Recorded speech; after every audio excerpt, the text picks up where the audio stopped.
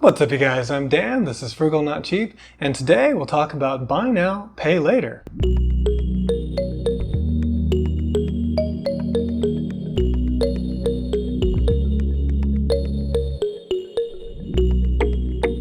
So sometime I think maybe last year, I'd gotten the American Express Platinum card in the past, and because one of the credits you get like $50 semi-annually, I think, towards Saks Fifth Avenue, I was able to use that credit, and so then of course now Google knew that I'd shopped at Saks, and so I started seeing these Saks commercials. And you may have seen this commercial as well, but there was a Saks commercial where it says shop now with Klarna. And then it shows a bunch of, different items and stuff. So I thought this was just an example of like, all right, this is one person, Klarna, and this is, what she bought, and you might get some like taste recommendations or something like that. And they do a series of ads where they'd have like, shop now with Bob or, whatever. But that was absolutely not the case. I learned recently about this buy now, pay later thing. So Klarna is not the only company. It is one of the older ones. It was founded, I think, in 2005. Then there's also Affirm and Afterpay, which were founded in 2012 and 2015 or 14. Anyway, around there, they're a little bit newer. And then PayPal has a similar product, and I'm sure there are other companies as well. So what is it? Well, I think the first thing to understand is that this is not layaway. So for some of you younger viewers, that might not be a term you're familiar with, but layaway was a practice where stores would set aside some merchandise that you intended to purchase. And you would then make, installments. You would make some payments towards this item, but you would not get the actual item until you had paid for it, right, over the course of time. And so really this was just a way to set aside an item to make sure that you would get it and they wouldn't run out of it. And then also kind of a forced savings plan where, they would hold on to your money so that you wouldn't spend it elsewhere, and eventually you'd get this item. If you've seen the movie Blow, there's kind of a humorous scene where his mother thinks that he bought the engagement ring, which is huge, on layaway. But this is not that. So layaway is, savings over time in order to buy an item. This buy now, pay later thing is a loan. That's why it's buy now and then pay later. Now, before I rip on them, which I think is coming, are there any pros to this? So there are. So unlike when you apply for a regular, installment loan or what have you, with those, they generally do a hard credit inquiry. They really run your credit in a way that it shows up that you're shopping around for credit.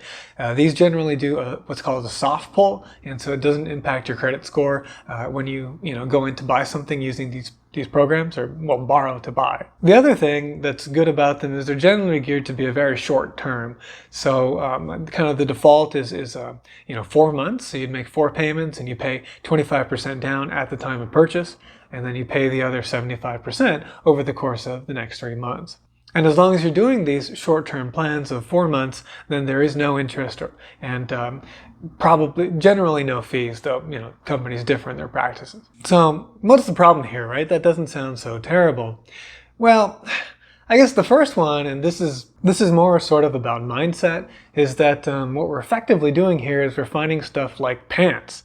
We're borrowing money to buy pants and, handbags and whatever else, you might be shopping for. But, if we're in a position that we're having to do that, that is not a good situation to be in. And I think that kind of hits at the next point, is that this is a bit predatory. It's targeted towards people that can't really afford these goods. In any case, by lowering the threshold to purchasing the item to just 25% of its cost, people will end up buying more than they otherwise would, and maybe in many cases more than they really should. And it also reinforces sort of the bad habit or the bad mindset of, rather than saving up for things that we want to get, to be instead borrowing every time. If we're in a position where we're having to finance pants, then we may end up in trouble where we can't make one of the payments.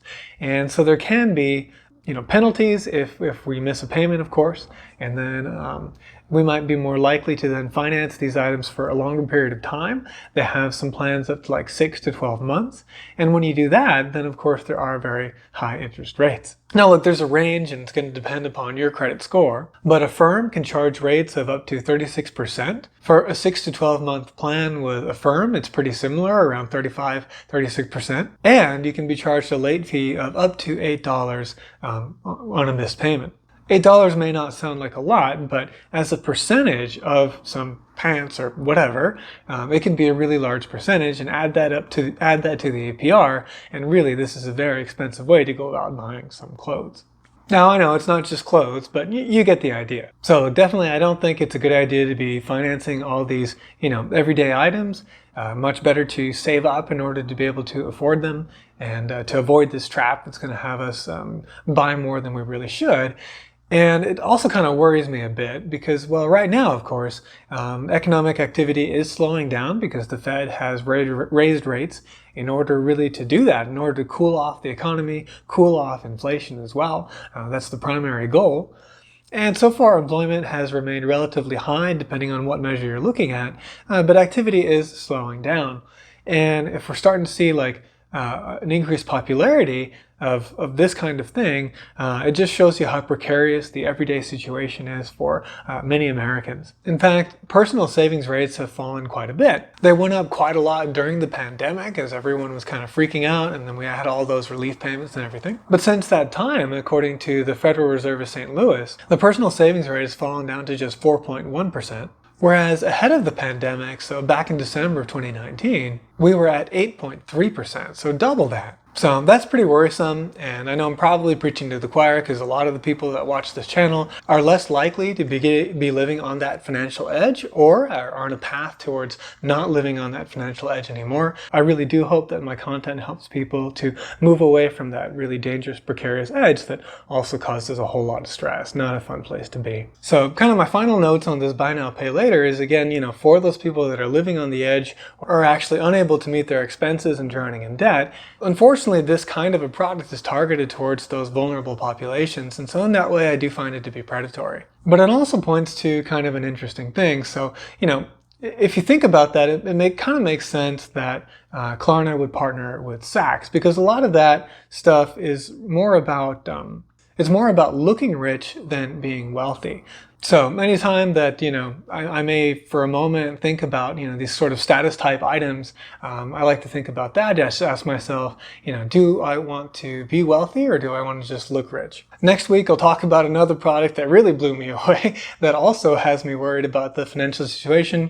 But that's it for now on the Buy Now, Pay Later. Hope you enjoyed this video and found it helpful. If you did, please hit the like button and consider subscribing. Thank you very much for watching, and I will see you in the next video.